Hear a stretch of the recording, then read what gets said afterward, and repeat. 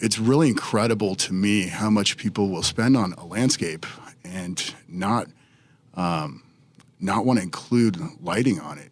You know, they're going to spend $500,000, $2,000 on a specimen tree, but at night you can't see it.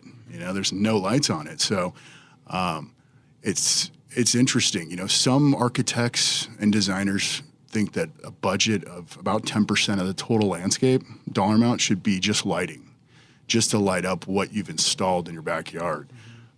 So, you know, 90% of that's pavers, turf, you know, barbecue, walls, but actually 10% should be the lighting to illuminate that other 90%. Because we live in Southern California, we're such an, you know, outdoor, you know, it's not like right now when it gets dark at 8 o'clock, it's 70 degrees out, 75 degrees, you want to barbecue.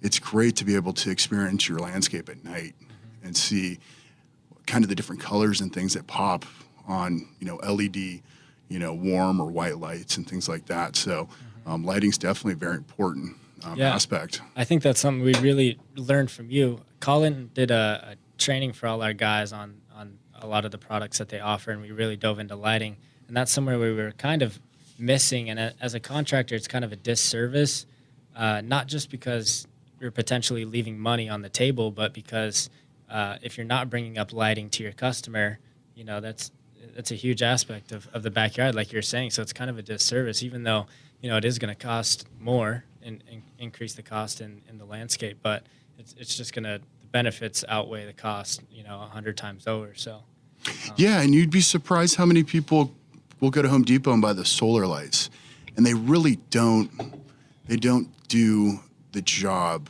you know, that a legitimate low voltage lighting system should do.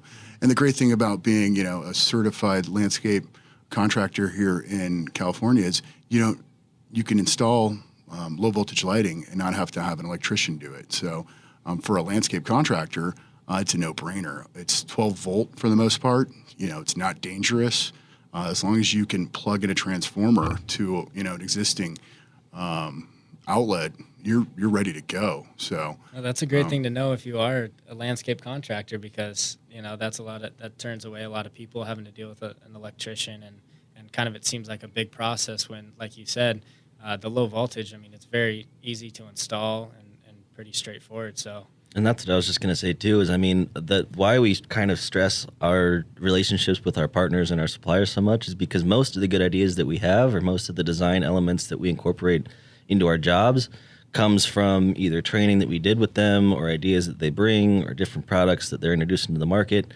Most people, I mean, like Derek said, it's not leaving money on the table, but most contractors don't necessarily think through every element of the job, from kind of the tip of the iceberg, which is lighting, which you don't really think about until you walk outside on your patio at night and you can't see anything, down to the drainage underground. And that's why, I mean, Colin and Imperial Sprinkler, just between the training and just coming up with ideas, and I mean, even going through plans, kind of helps us to be the best contractor that we can be for the customers that we bring on, so that the whole project's taken care of and you're not having to come back and do this stuff after the fact, because that's where it gets more expensive.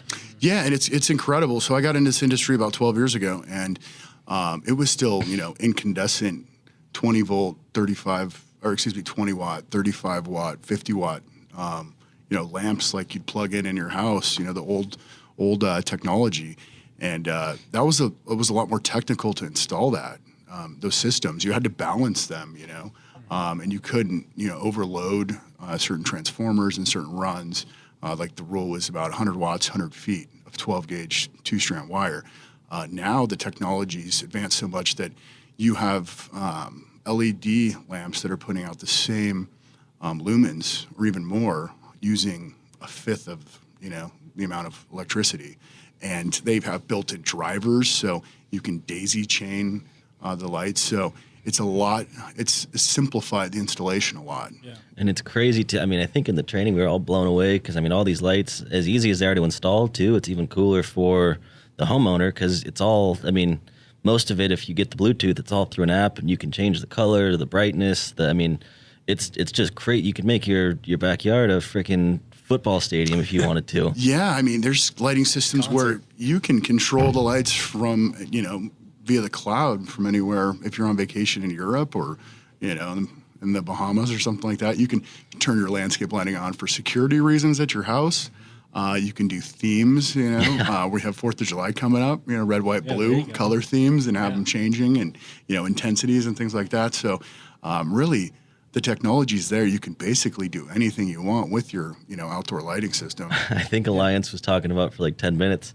10 minutes of the training was going through all the different themes and the colors you could do for St. Patrick's Day and 4th of July and every Super Bowl and your favorite team. I mean, Halloween. It's endless, the different possibilities. Yeah, so you guys offer a ton of lighting, which is great, and a bunch of different companies. So that's fantastic. And then we have so drainage is a huge product line that we carry, anywhere from SDR 35 pipe, which is a little bit heavier walled pipe, up to triple wall. They call it the Michael Jackson, the white and black. It's white on the outside, black on the inside.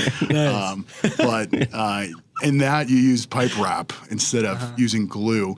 The best system to install on a drainage system would probably be a solvent weld. All of your fittings to your pipe. So using a glue to a PVC pipe to a PVC fitting, because roots like to look for water, sources of water. And so if you have a drainage system, say you have an air conditioning unit that drips into a drain during the summer, and you get a little bit of water in that drain, but it's leaking into your landscape, roots are going to look for that water source and try and get into that drainage. That's how they crack the pipe. Exactly. They're going to try and get into that drain system. So, we carry all your types of grates, your drain basins and things like that. But it's really important for a landscape, especially here in San Diego, because we could go 6 months with zero amount of rain. One day in that 6 months, we could get 3 inches of water. And it can do a lot of damage if you don't have the proper drainage or proper grading, because San Diego is so hilly and, it's so nothing's really flat. So we have a lot of clay soil, and clay doesn't absorb water very much. It likes to pool. Exactly. So, you get those 20, 50, 100-year storms. Water doesn't have anywhere to go unless possibly inside your home.